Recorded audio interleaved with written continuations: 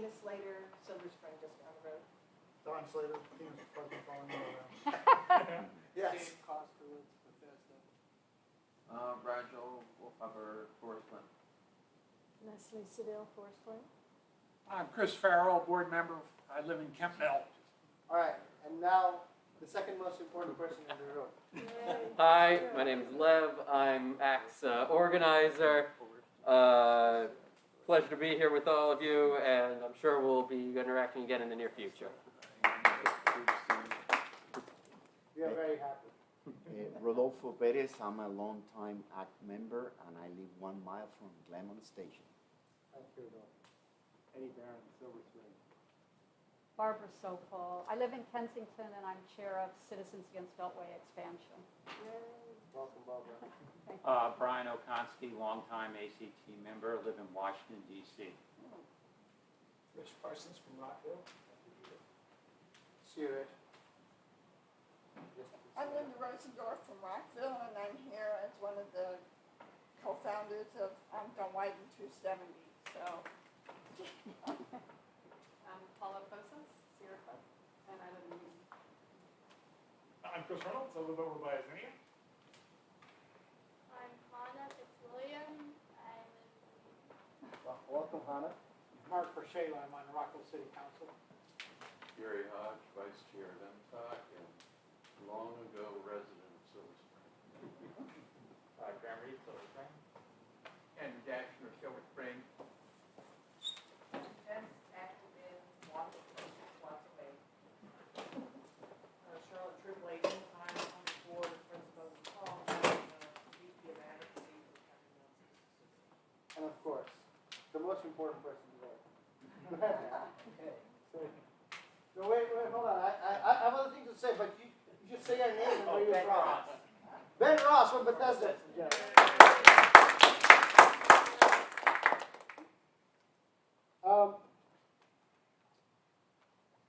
I don't need to introduce Ben to you all. Everybody knows Ben much better than I know Ben.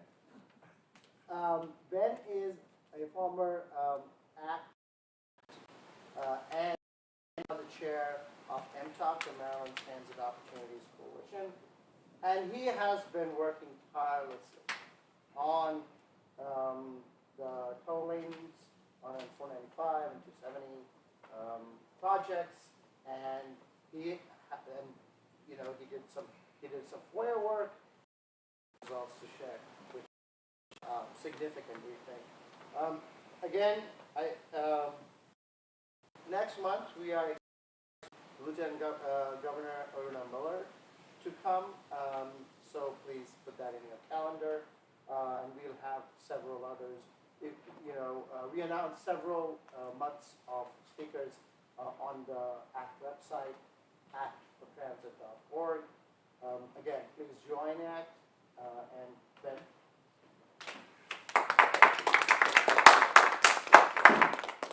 Okay, thank you very much, Sunil. Well, I'm speaking today as a result of a Freedom of Information Act request we sent to the Federal Highway Administration 12 months ago.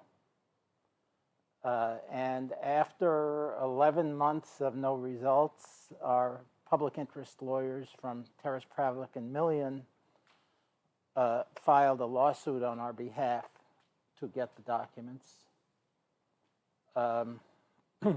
Then 2 weeks later, or a week and a half later, there was an article about it in Maryland Matters, and the next day some documents came. As I'll mention later, this isn't all over yet.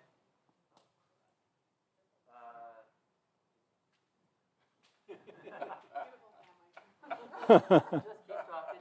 This is what happens when you borrow your girlfriend's computer. I'm a lucky man. But we are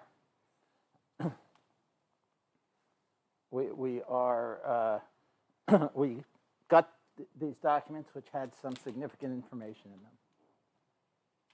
And the talk will be in 3 parts. Use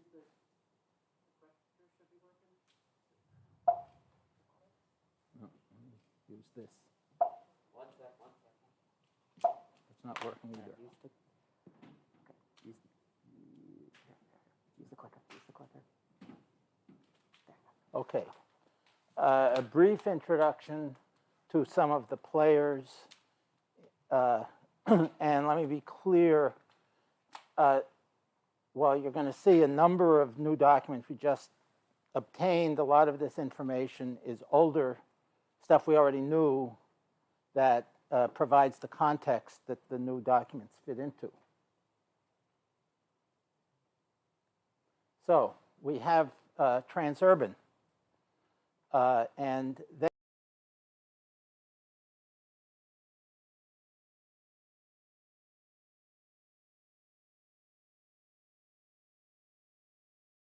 quotes. One from, both of these quotes were published in a magazine called Infrastructure Investor. The first one is from Jennifer Omont, who at the time was Transurban's North American president.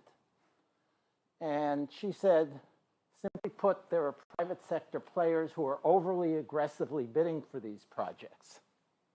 You know, so in other words, our competitors are offering too much money. And Amanda Baxter, who is current, I don't recall what her title was at this time, at that time, but currently she is a marketing manager for Transurban. And a little bit before she went to work for Transurban, she left the Virginia Department of Transportation, where her job was overseeing Transurban. And she said that risk is too often viewed as dollars and cents instead of, quote, getting the right people to secure support. So in other words, it's who you know. And then the Maryland Department of Transportation, where even the procurement process, not only is the highway being outsourced, but the procurement process to outsource it is largely outsourced. The great majority of people working on the project are contractors. And in particular, the contractor RS&H that has the support contract that's been now, most recent, I recall it was increased to $135 million. And the head of their team is a guy named Dusty Holcomb. He was the deputy director of Virginia's P3 office from 2010 until 2016 when RS&H hired him. And when he was the deputy director, they botched this P3 for a truck highway in Hampton Roads called US 460. And the next governor had to cancel it, and it wound up costing the state $300 million. He also, with his leadership, they prepared a plan for the I-66 toll lanes, under which the state would pay the winner of the procurement $1 billion. And the the next governor said cancel that and instead set it up differently, and the state wound up getting paid $1.5 billion over the course of the contract. So the new Secretary of Transportation in Virginia, Aubrey Lane, said, quote, the P3 office had no idea what it was doing. It was embarrassing. Okay, now we're going to talk about some of the events that led to Transurban being awarded the contract in Maryland.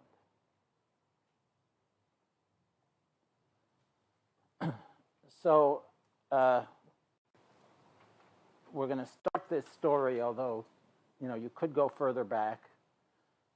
in January 2019, when Transurban won the right to, the toll lanes on the Beltway in Virginia that now end a little bit basically just this side of Tyson's, that are run by Transurban. So they got the right to extend those contracts up to the state line. You may not know that the state line between Maryland and Virginia is actually the Virginia shore of the Potomac, due to a grant from one of the English kings. Colonial agreement. Yeah. So back in 2018, Virginia had a big bottleneck on I-95 going southbound just past the Occoquan River. And they wanted to add an extra lane to the free lanes there. The problem that they had was their contract with Transurban for the toll lanes said that if Virginia adds capacity on the free lanes, they have to make up the lost toll revenue to Transurban for the life of the contract until 2087. And frankly, that would have been so much money that it's very doubtful that it would have ever happened if they would have had to pay that much. So the Virginia and Transurban made a deal, and instead of getting the cash that they would be entitled to, Transurban got exclusive rights to extend its Beltway toll lanes to the Maryland state line.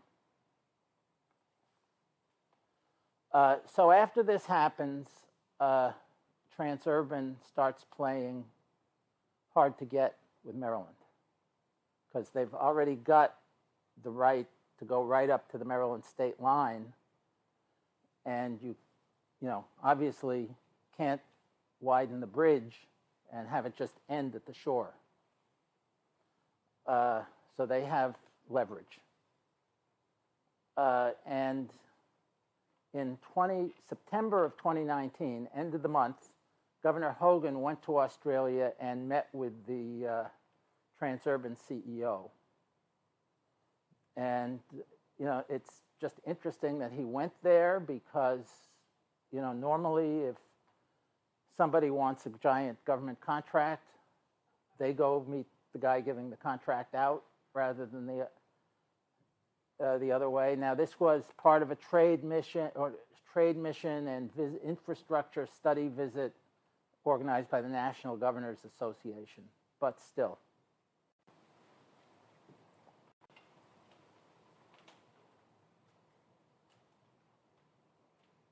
Okay. Then on November 12th, 2019, Governor Hogan and Governor Northam of Virginia announced a Capital Beltway Accord, and they had a big ceremony at which they both signed their names to this whiteboard, and they issued Virginia issued a press release about what the terms of the agreement were, but they did not actually sign an agreement at that time, and as we will see, they still haven't, as of a few months ago, the last time it's been mentioned. I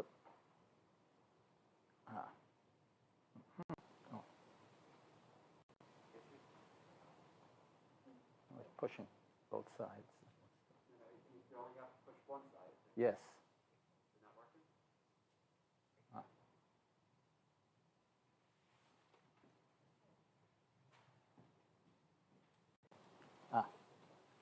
So then 10 days later, Maryland DOT submitted to the Board of Public Works an amendment to the plan for the toll lane procurement. And this amendment did several things, but one of them was that the Maryland contract now included the Capital Beltway Accord. Now, the Capital Beltway Accord, according to what press release from Virginia included part of the Virginia Beltway between the Potomac River and George Washington Parkway, which, according to the other press release from Virginia DOT, Virginia had given exclusive rights to Transurban. On January 8th of 2020, the Board of Public Works approved this amendment. And then on January 10th, 2020, Governor Hogan's Director of Intergovernmental Relations resigned to become Transurban's Maryland Governor Affairs Manager. So these facts lead to a big question, which is, how can anyone other than Transurban win the contract from Maryland if Transurban already has exclusive rights to part of it?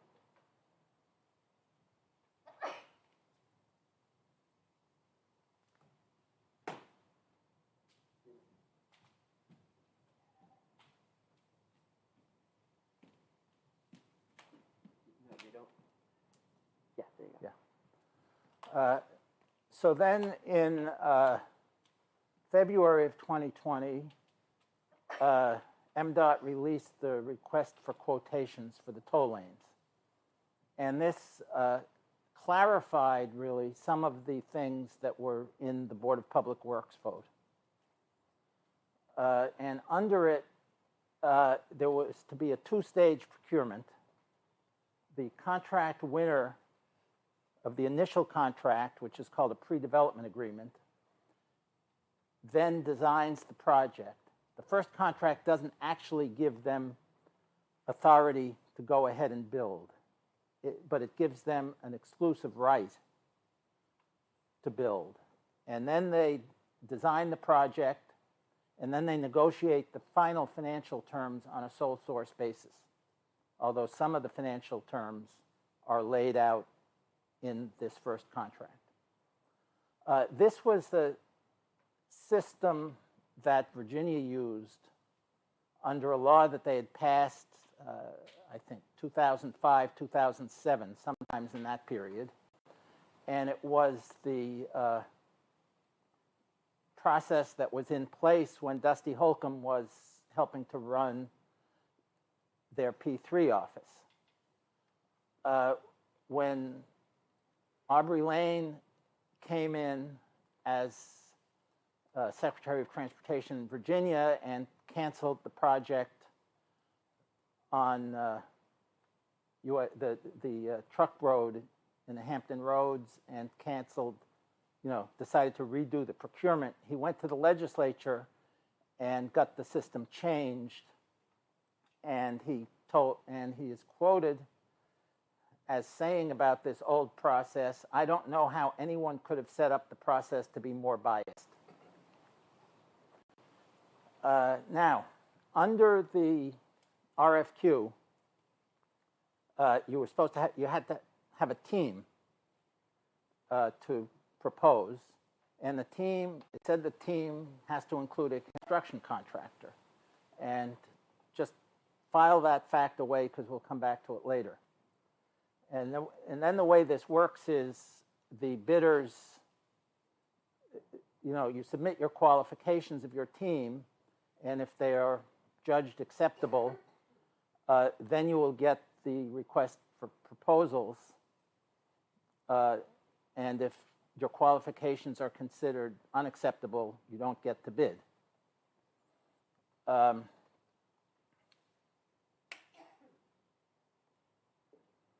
So, the proposals are going to come out in July. The request for proposals is going to come out in July.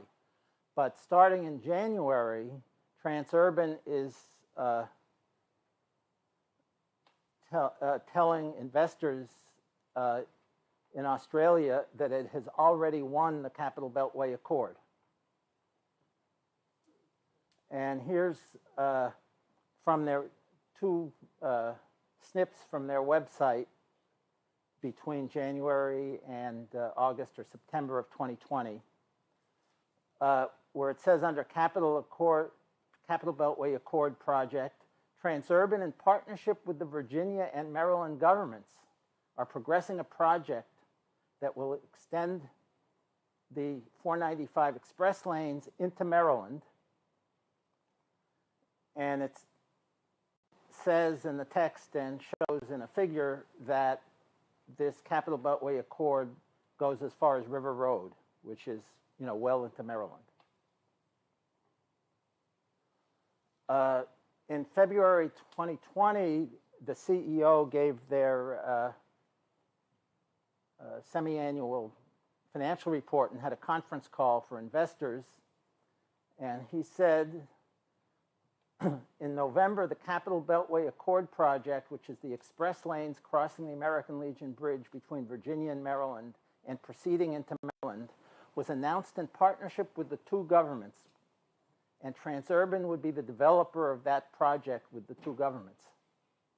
And then there's a prospectus that was posted on the website of the Singapore Stock Exchange. And I wish I could take credit for finding that one, but I can't. I don't think we want to attribute. Said, in partnership with the Virginia government, we are progressing a project to extend the 495 express lanes north across the Potomac River and into Maryland. The project will advance as part of Maryland's traffic relief plan, currently in procurement, that will see hot lanes. Well, I don't know exactly what this means, if you read it carefully, but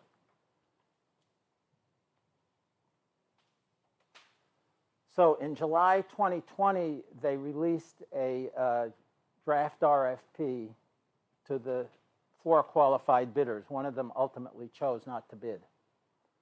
And the way this was set up, it kicked off what they called the innovative dialogue process, which consisted of confidential one-on-one meetings between MDOT and each bidder. Pete Ron loved the word innovative. But, if you know Maryland history, political history, I'm not sure how innovative this kind of meeting is. So the way this worked is the RFP, based on what MDOT learned at these meetings, the RFP would be revised. Then at the end, the bidders, as is normal in a procurement, the bidders submit a technical proposal and a financial proposal. And they had a scoring system for the financial proposals, which is, the technical proposals, there were ratings of different things and you added it up, but a lot of it was, necessarily somewhat judgmental. But on the financial proposals, it was, you look at the numbers and there's a point scoring system. And the schedule, well, we didn't actually get the July 20 draft, but in subsequent drafts, the schedule was that the final RFP would be issued on November 20th, and then both technical and financial proposals would be due on November 20th, and the technical and financial proposal were both due on December 23rd, which, given the fact that the bidders knew most of what was going on a few months earlier, seems to me like a reasonable schedule. So the bidders, after each round of contacts or in between, whatever, the bidders got revised drafts of the RFP in September and October. And those were not made public until we got them through the FOIA last month. And in the drafts, one of the financial scoring criteria is a cash payment to Maryland by the winning bidder, which is, logical because Maryland is giving them the rights collect tolls for many years, and so they're paying something to get that right. And the way the scoring system for that was 1 point for every $1 million they offer to pay. And underneath is the actual text from the draft RFP. However, the final RFP wound up getting delayed until December 18th. MDOT had 2 more rounds of one-on-one bidders, one on October 19th to 23rd, which was scheduled much earlier, and then another round on December 1st to 3rd, which was scheduled sometime after October 5th. And the promised date of the final RFP kept getting postponed. The original date was November 20th.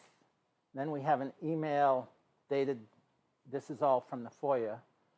We have an email dated December 1st that says it's coming out on December 10th.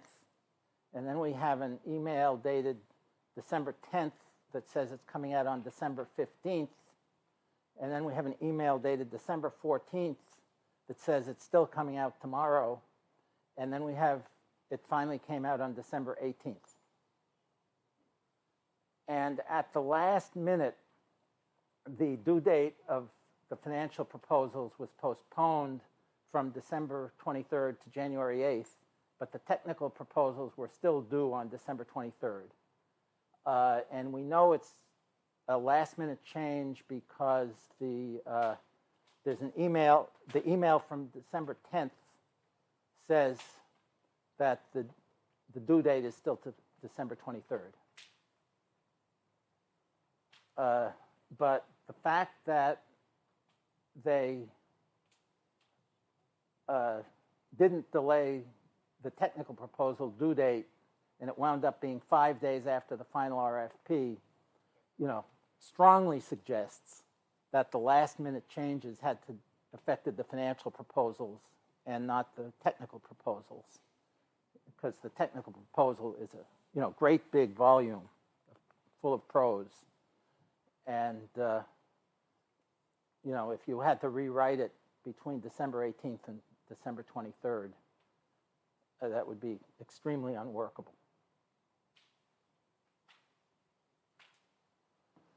So the final RFP had 2 changes in the financial proposal scoring system. One was that, one that I'm not talking about here was only affected 50 points. But the other one is that there was now a maximum of how much money the bidder could offer of $145 million. And, first of all, why is this? I mean, we haven't seen an explanation, and it's unusual because normally if you're holding an auction, you set a minimum price, not a maximum price.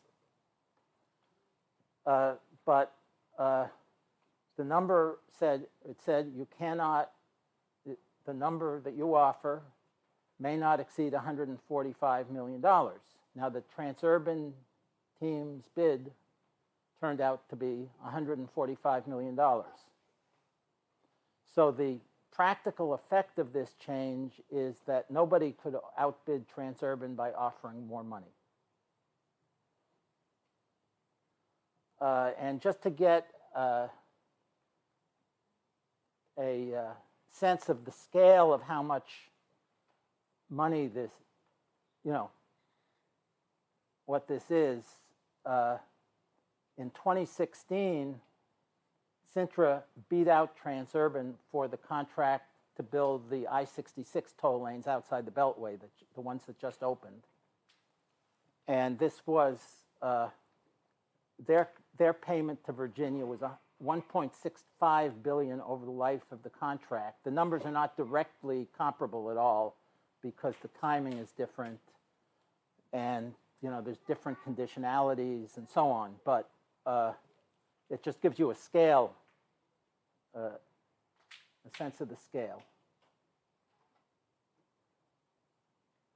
So the contract was awarded to Transurban. It was announced on February 18th of 2021. Now, it turned out Transurban had dropped the construction contractor from its team.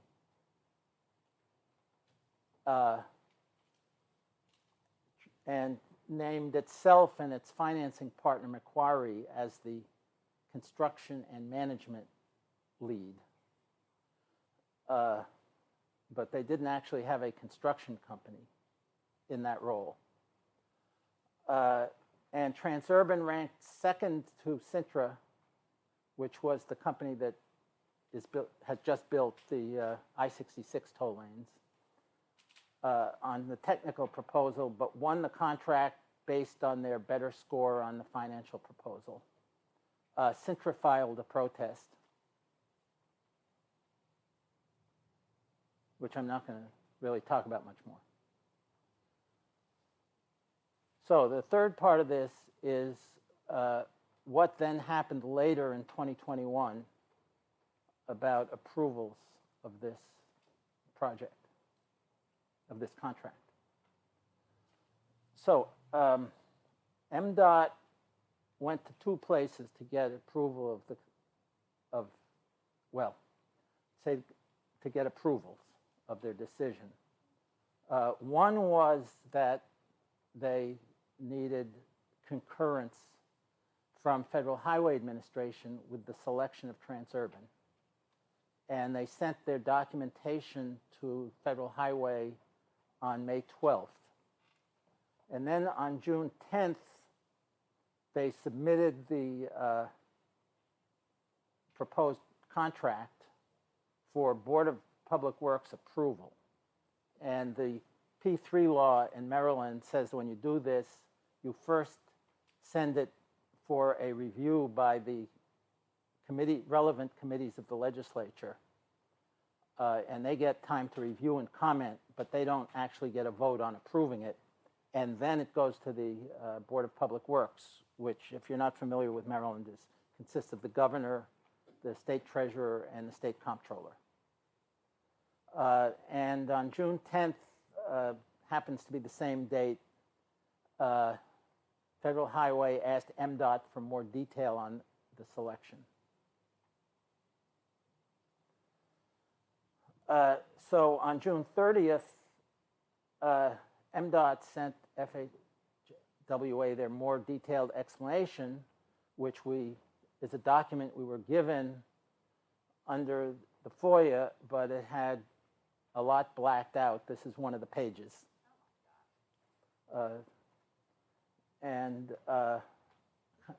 What was blacked out looks to be more or less the meat of the explanation.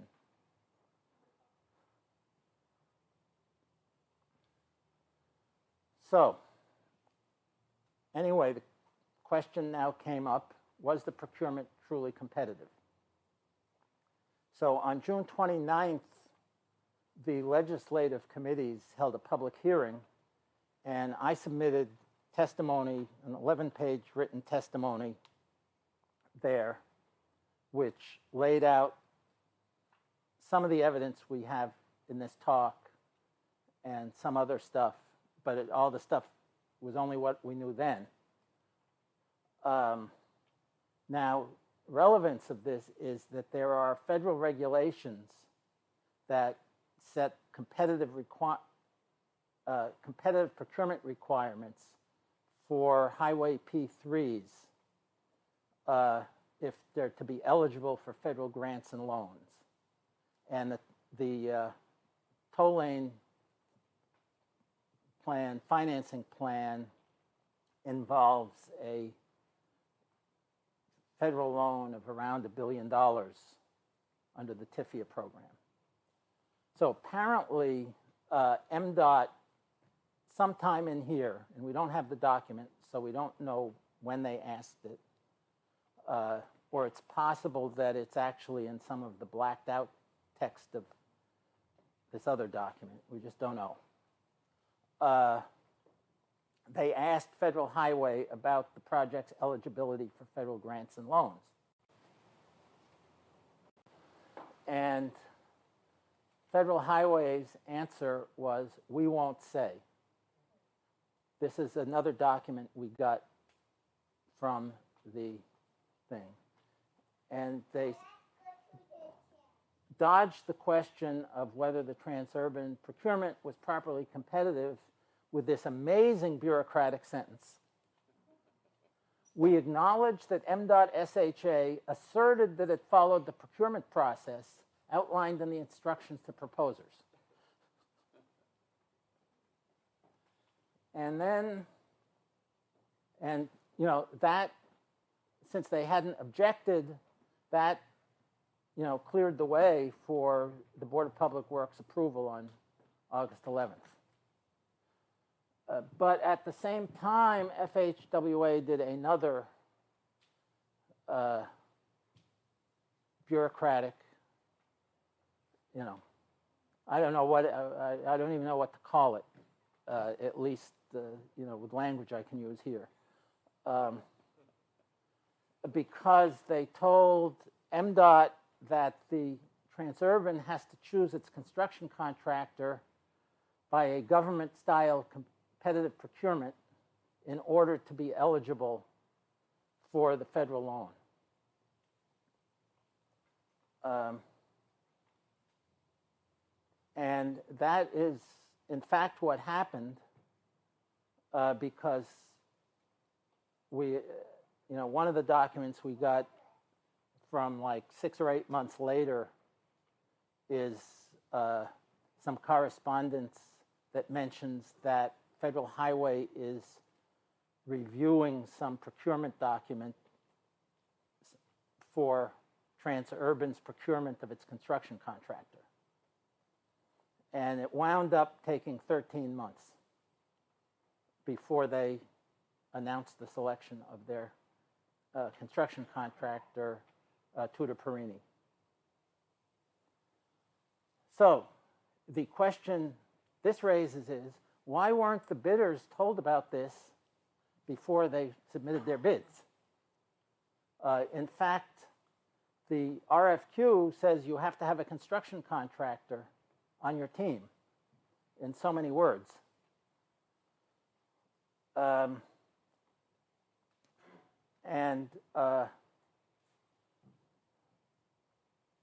It's, let me just say, very strange.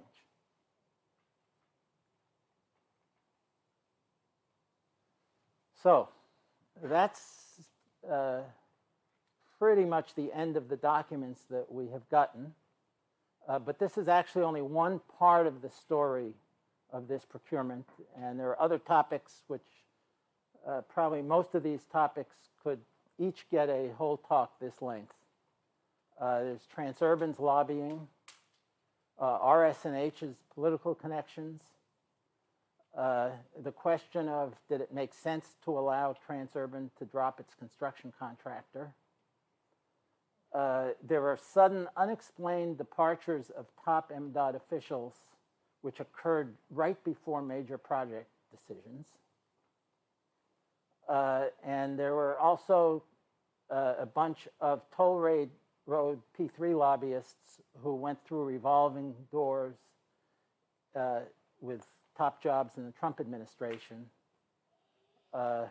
And some of them went back and forth between lobbying for the companies on this contract to working in the Trump administration and back to lobbying or consulting for those companies. What is RS&H? RS&H is the support contractor that is doing most of the work on the procurement for MDOT.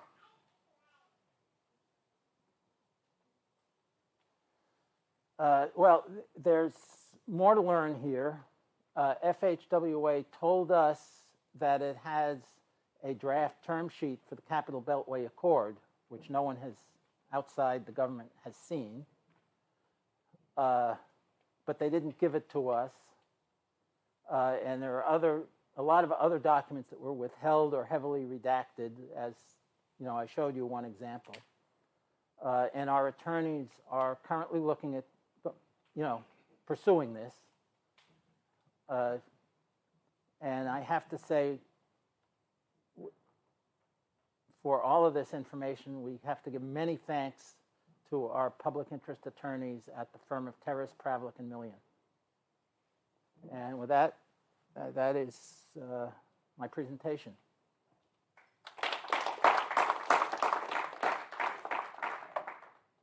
Can I turn this?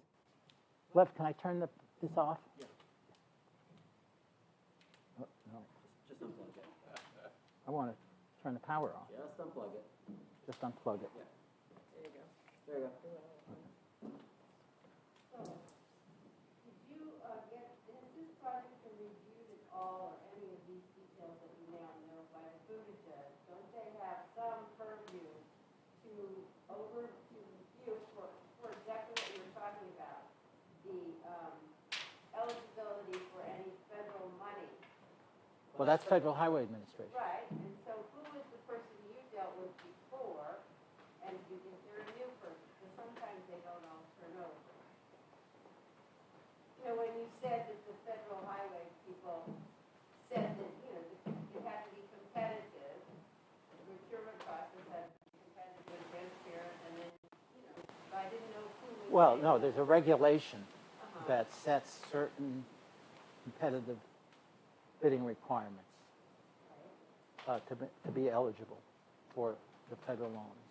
And the determination of eligibility under those regulations is made by Federal Highway Administration. But no real communication, it seems like. These guys here bidding in Maryland don't even know that pretty basic thing. And you think that people in the Maryland government would want whoever's going to get the winning bid to be able to capture some money from the Fed. Well, no, the issue here is that it wasn't us that was in the middle of this conversation. We're seeing these documents for the first time 2 years later. And we don't even have the letter or whatever it was, whatever communication it was from MDOT to FHWA, we don't have. We haven't seen. Well, maybe we've got it behind some black. But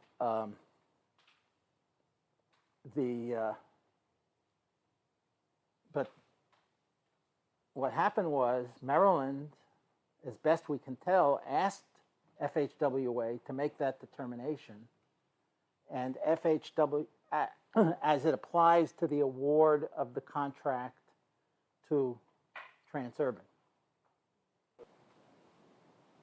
And FHWA dodged the question. And then they came in and said that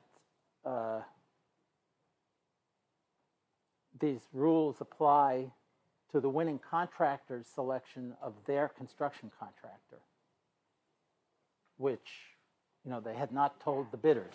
So, as I say, it's very strange. And, I want to not, we don't know everything that happened. Yeah. Ben, is the new Maryland administration, particularly the Department of Transportation, privy to documents that haven't been revealed or were redacted in the material received by the public interest law firm? Well, I'm sure that the Secretary of Transportation wants to see a document, an MDOT document. He gets to see it. Yeah. So I had wondered whether Transurban pulled out because they couldn't make the numbers work because interest rates had gone up.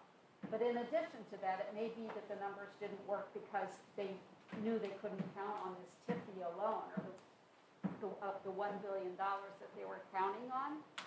I mean, is that, Well, I don't know what, I don't know exactly what happened, but they dodged, they did not, FHWA did not say that they were ineligible. but they didn't say they were eligible either. Right, but the way it works is FHWA doesn't give out the loan. There's another office that gives out the loans.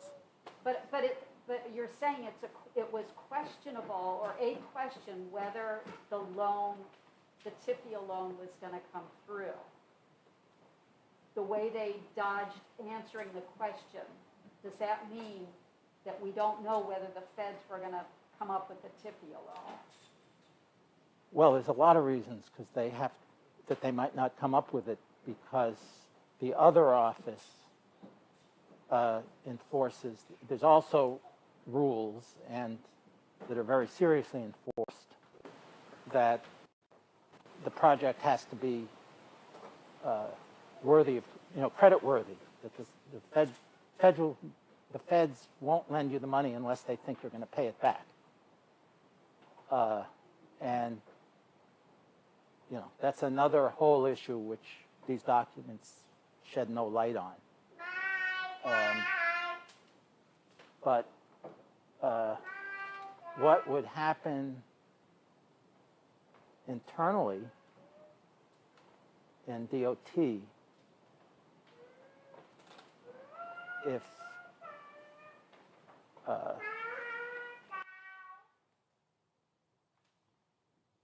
we haven't seen the documents, anything that FHWA sent to the Build America Bureau, which is the people that give out the loans. And so if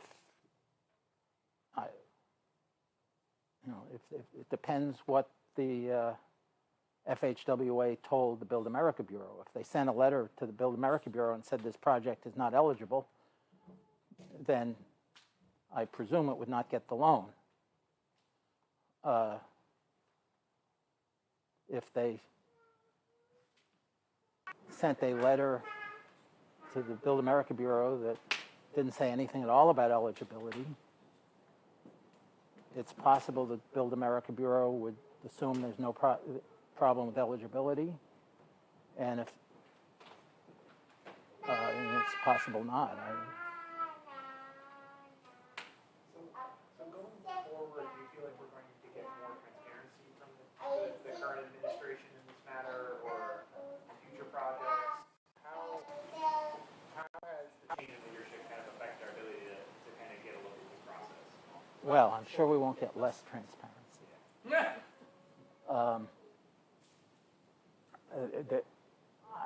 I think the new administration says it's committed to transparency. I think the new team came in and they have a tremendous amount of stuff on their plate. There's this project, there's the Purple Line, which has struggles of its own. There was this whole problem with the concession contract at GWI Airport. And we don't know how deep they've gotten into the weeds yet. And but as deep as they've gotten, I'm sure, deeper than we know about. So I just can't answer that, really, other than to say that they have expressed a commitment to openness. Given that Transurban has pulled out of the project and Sintra is suing MDOT for not properly. Well, I don't know what the current status of that lawsuit is, but it has sort of bogged down in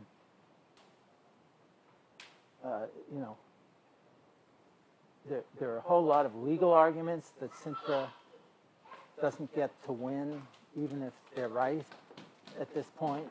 And so exactly where this lawsuit stands at that point, I don't know.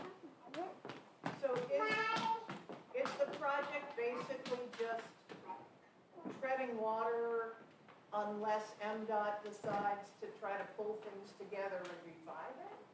Well, I think, well, I don't know exactly what they're doing now, but what we do know is that MDOT has to make a big decision that they haven't made yet. Yeah. Yes. Seems I guess Ben has been very thorough and careful in threading the needle here on details. I'm going to be more of a generalist. You know, we're partners on this, but Ben is an absolute expert on the details. The way I see it is the state has a record of decision. Oh, they have it.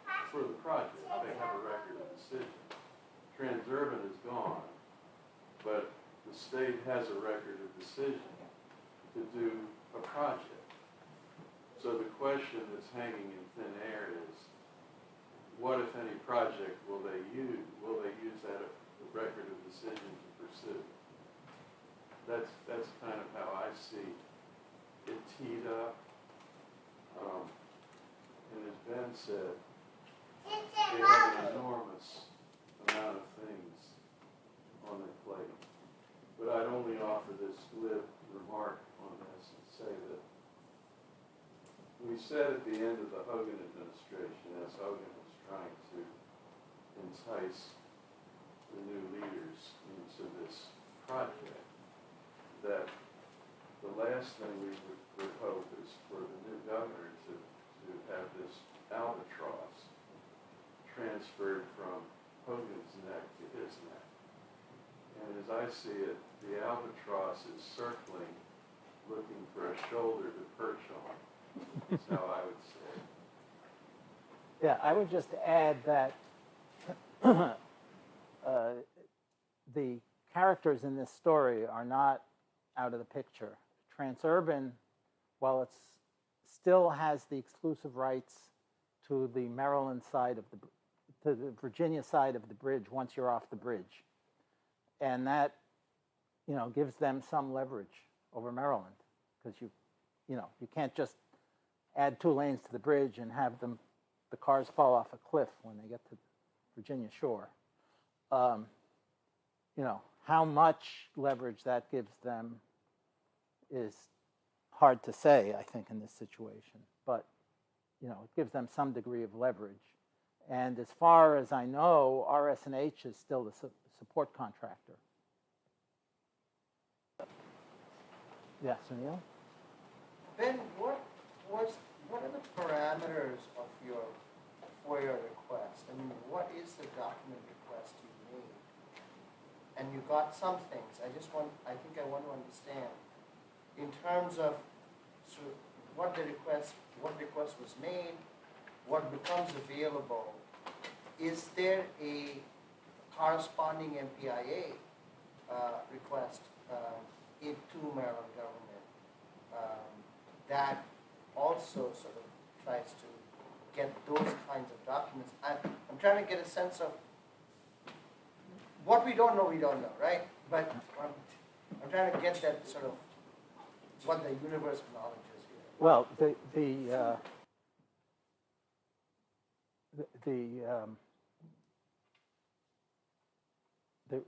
FOIA request was narrowly drawn, because if you're going to, we didn't want to send it, I have experience with FOIA, mostly from my work, and you get much better results typically if,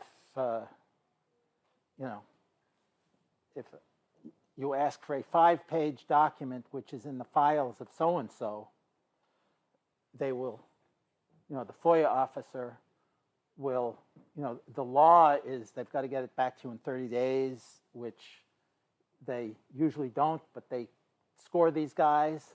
So if you say, I want this 5-page document, which is in the files of so-and-so, they will get it to you right away, because that gets them to, they get, positive check mark on their record. And it's easy for them. Now, this one was not that narrowly drawn, but it was, you know, we tried to draw it narrowly, and then they complained it wasn't clear enough, and we narrowed it a bunch more. So what was the parameter? Well, there were like 5 different specific things, and I don't want to recall. Yeah, so you had mentioned this Capital Beltway Accord, Yeah. I think, and that's the thing we don't really know and we haven't seen, right? And it just strikes me that this is not government, when the public who's, you know, in effect going to be asked to pay tolls, and also the contractors are going to take state money too, they're going to come back and asking for more all the time. How can the governors, as executives of 2 states, you know, make a secret deal? And what about the bridge between, I mean, the American Legion Bridge? I mean, you know, you said, well, you can't just widen the bridge and have them fall off when they come to Virginia. But it seems like right now what they're doing is widening in Virginia and adding toll lanes there. And if you go over that bridge, you see bulldozers everywhere. Right. And so The current Virginia toll lane project goes only to the GW Parkway, not all the way to the shore. But I mean, you know, my general comment would be that, what did I have, 25 slides there, and there were probably 10 or 15 of those slides that weren't, in my opinion, not good government. Right, and can't you go back and ask, especially if you had a newspaper behind you, you could ask for more of that redacted part of the FOIA, you know, pushing for the people's right to know, because this is the most expensive thing that we will ever see in our lifetime. Well, that's what our lawyers were working on, Uh-huh. to get more of the redacted documents. Yeah. Was a bit of an outsider. What is the status with the American Legion Bridge? Is it being widened or it's still being negotiated? I don't think negotiated is the right word. As I said, the Transurban has withdrawn. The state has said that it still wants to go ahead with this record of decision, which involves widening the bridge by adding toll lanes, but they haven't really decided what they're going to do. I mean, as I understood it, earlier proposals are precluded, let's say, running the metro or some a rail link over the bridge. Would that still be revised, or is that? Well, it's not covered by the record of decision. And it could come back. well, there's another issue, which is Virginia's contract with Transurban basically precludes you from running rail in the right-of-way of the toll lanes in Virginia. It doesn't say you can't, but it has that same provision of making up for all the lost toll revenue. So, I mean, this is not mathematically exact, but the basic idea is that the state would have to pay Transurban a toll for every passenger that went over you know, who otherwise would have driven, who went over on the rail. So, also responding to you, the governor has said that he cares about what the local elected officials and stakeholders in Montgomery County think about this thing. So, it's important for us to let our elected officials know that we think this is a horrible idea, and they ought to tell the governor that. Any more questions? Yeah. This thing about having to reimburse if they, you know, put alternatives in, and they have to make up the Transurban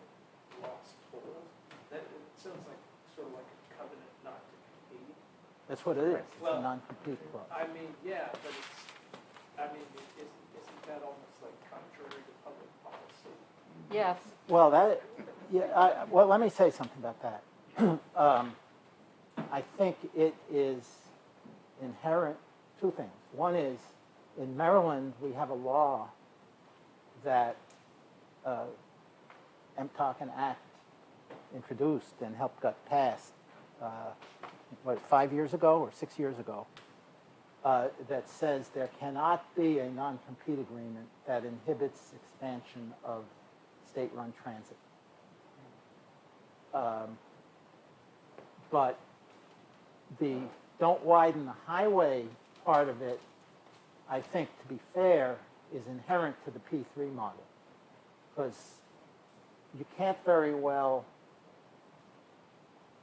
ask a private company to invest a couple $2 billion in a toll road and then turn around a year later and build a free lane that takes away all their traffic. I think that is a very strong argument against the P3 concept. Yes. It's not, but it's not, it's inherent to the concept. It's not like, yeah, it is outrageous from the state's point of view. At the same time, as I say, it's inherent to the concept, so it's not anything, a P3, well, obviously a P3 supporter would say, yeah, it would be better for the state not to have that agreement. I mean, there's no question of that. But a P3 supporter would say that the other benefits of the P3 outweigh that. But, that's a legitimate debate. I mean, to be fair to the P3 advocates, that, that's inherent to the P3 process. It's an argument against the P3 system, but you can't, there's nothing irregular about it. It's something that has to be there in a P3 contract. But the fundamental point you make is valid, and that is, if we're going to have accountability and transparency that are more than just buzzwords that are articulated at election time, if there's going to be some foundation and meaning to those words, then there's no excuse for the capital Beltway Accord not to be made public. Oh, yeah. And the longer that goes on into a new administration, this albatross gets closer and closer to the shoulders of the new governor. And that's something that I really wish would not happen. Well, what's always puzzled me is why does it have to be a P3?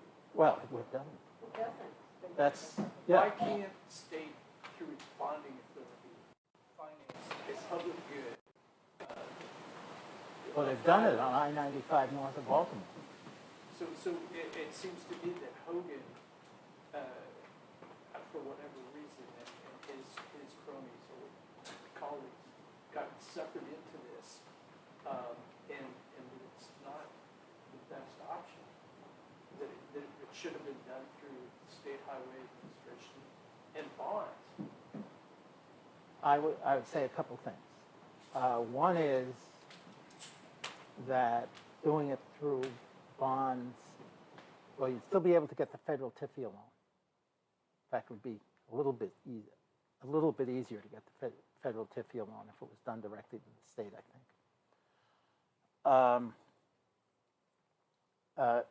There's a couple things. One is that the state has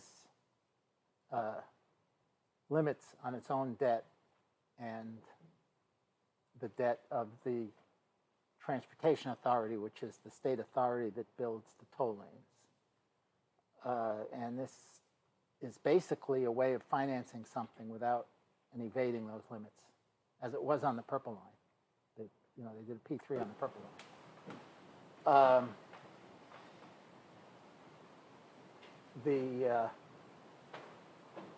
The other thing is that if it was run by the state, you'd never be able to get away with charging such high tolls. As a practical matter, That might be a politically. good thing. As I said, I think it's a good thing. I mean, the fact that people don't want to pay those tolls tells me that the congestion relief that the people, the drivers, never mind the transit riders, but the drivers don't think that the congestion relief is worth what it costs to build it. If there is congestion relief, which is another question. But, you know. But I mean, you pointed out they've got a record of decision, and now they're left with two bidders, right, that they could select under the current regime, if you want to call it that. But couldn't they say, okay, we've got our record of decision, but we're going back to the drawing board, and we're gonna find a different way? Like, why can't they raise the bonding limits? Well, that's one of the options they're looking at, from what I understand. I think the secretary, who I have extremely high regard, the new secretary, this is the kind of thing he does. Yeah. If we do a new bridge, how do we design it? What's going to be on it? You know, are we going to collect tolls as a state to do toll lanes or not? These are the things. What's the payoff in reduced congestion if we do toll lanes? You know, these are some of these things are unanswered questions at this point. But I'm sure that Paul is staying up at night thinking about how to solve this. Yeah. I was just to add that I thought that shriek would have been more appropriate a few times in my presentation. We have a Yeah. question, oh, sorry. If Virginia was already married to Transurban, Maryland comes along and decides we're going to do the tolls on our own and less. Virginia is going to have a problem. Well, it's a very interesting thing because if you have two different companies, there are all kinds of games that you can play with the toll setting. Because if you raise the toll on the bridge, which Maryland owns, and that takes away toll revenue from that will reduce, you're trading off, it's going to reduce the traffic in the toll lanes. And however, the people driving on the toll lanes from Maryland through into Virginia, so one company on either side raises the tolls, and they get all the benefit of the increase, but that's counterbalanced by a loss of business, fewer cars. Except the loss of business, half of it goes to the other company. So this gets very complicated, and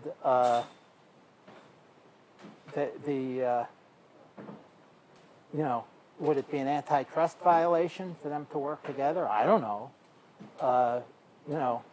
And that's one of several reasons why it would be very hard to do this without having cooperation. Well, I think it would be impossible to do this without having cooperation between Maryland and Virginia. So, to get a little self-reflective here, this is my first meeting here, so correct me if I'm wrong, but my understanding is the purpose of this organization is kind of to promote and move away from car transportation. So really, it almost seems like the best thing for the stated purpose of this organization would be that this whole thing just kind of seems kind of wildly corrupt, and everyone just kind of walks away from it because nobody wants to be attached anymore, and the expansion never happens, and we just kind of say, I guess we'll try some other things.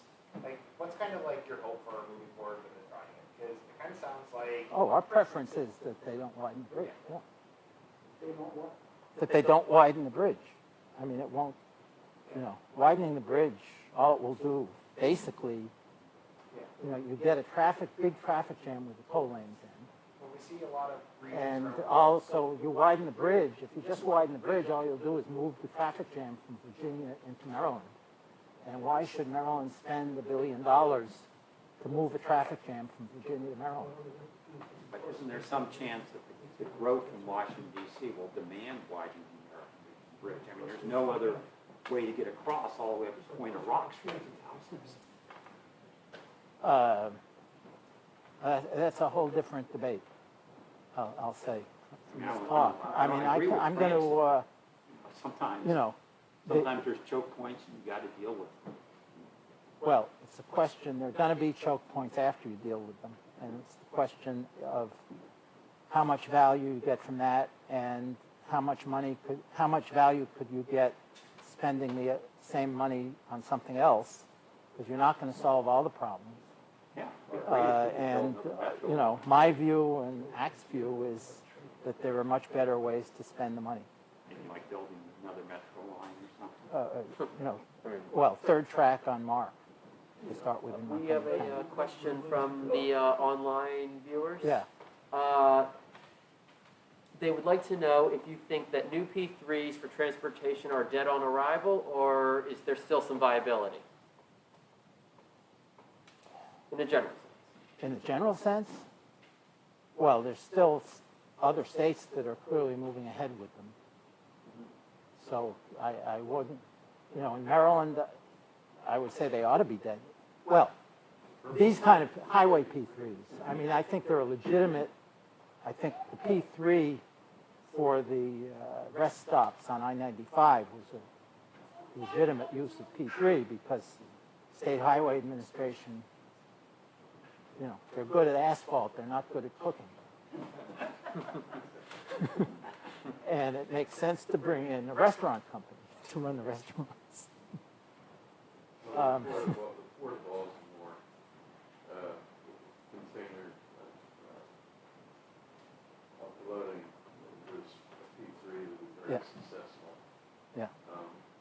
There are some targeted examples that could be accountable, successful, and make financial sense. This $9 billion sweeping project is not one of those. There's a big to complete the picture here, though, we can talk about money for just a second. The other problem in Paul's orbit, Paul Wiedefeld is what I'm talking about, is how to pay for all this stuff. Now, we want more rail transit in Maryland. We're going to build a line from the metro station in Prince George's County to Waldorf in southern Maryland. And the legislature approved an enormous amount of money, $100 million, to do the final stage of planning for that and also the red line. So there's huge progress being made there. And we want a more seamless, interconnected network of rail in Maryland that actually goes where people want it to go. But money is an issue here. And with everybody wanting EV vehicles, the gas tax becomes a diminishing source of revenue. So where can the state turn besides the fees you pay at the NBA or the dwindling gas tax or tolls? Where can or the federal infrastructure bill, which many people think is a panacea for all this, in which in a couple of years we'll be saying, that money's all gone, what are we going to do now to maintain and expand our transportation system? A commission is going to be appointed as a result of Senate Bill 24 that was just signed yesterday by the governor. So there will be a commission set in motion to examine the whole issue of revenues for transportation. But we can't just be spitballing this issue when there isn't enough money to even properly maintain the systems we already have. So that's a huge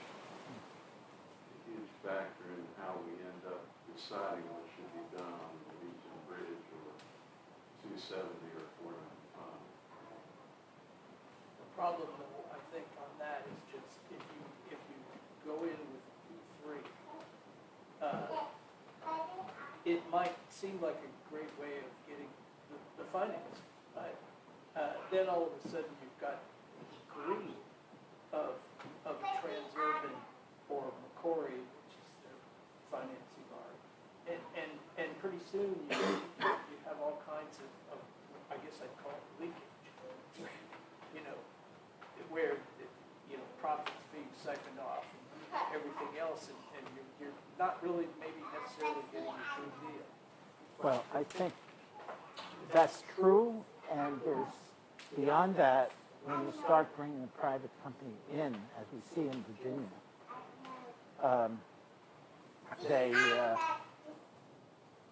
their presence distorts the state's transportation policy, both by their contractual rights, because I said they're going to have a non-compete clause because it's intrinsic to the model, and that's a real distortion. It's also because of their political influence, as has been amply seen in Virginia, and I haven't gotten into that. So yes, it's a big problem, and that's why I think, I generally think that we don't need, it's not a good investment to expand highway capacity. I think we do need a lot of improvements in our local street networks, especially in the areas that are being built up, so we don't have all these dead ends and so on. But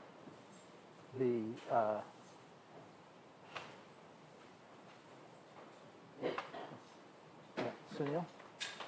See, I'm wondering if you think that Virginia has done a good job expanding its rail network alongside these kinds of contracts that it has signed with companies such as Transurban to not put rail obviously on their part of 495. Yeah.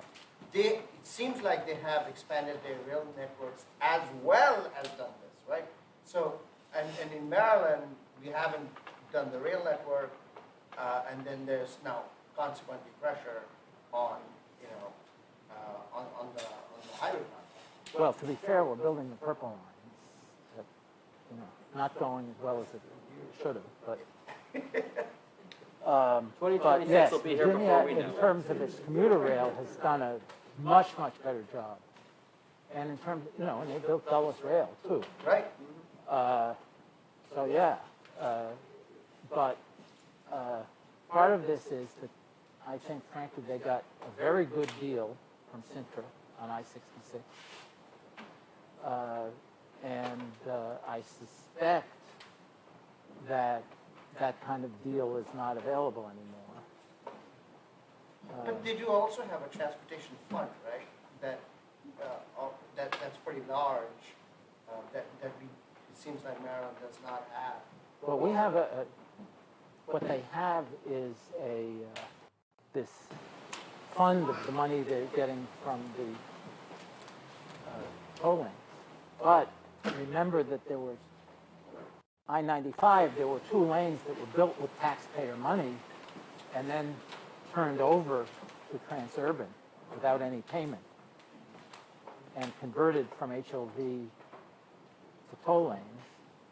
And there was, of course, the Maryland project is going to do the same thing on I-95, on I-270.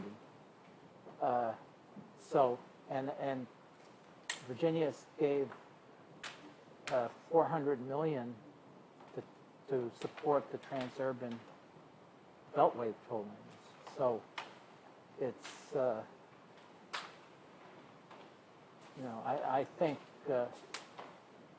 comparison of the 2 states, all I will say is I would agree that certainly over the last 8 years, Virginia has done a much better job than Maryland at expanding rail. If you go back before that, it's somewhat the opposite. But anyway, yeah, I think we'll take The last one or question. two more questions. Last question. Well, I Barbara? was just going to make a comment, which is sort of wrapping this all up.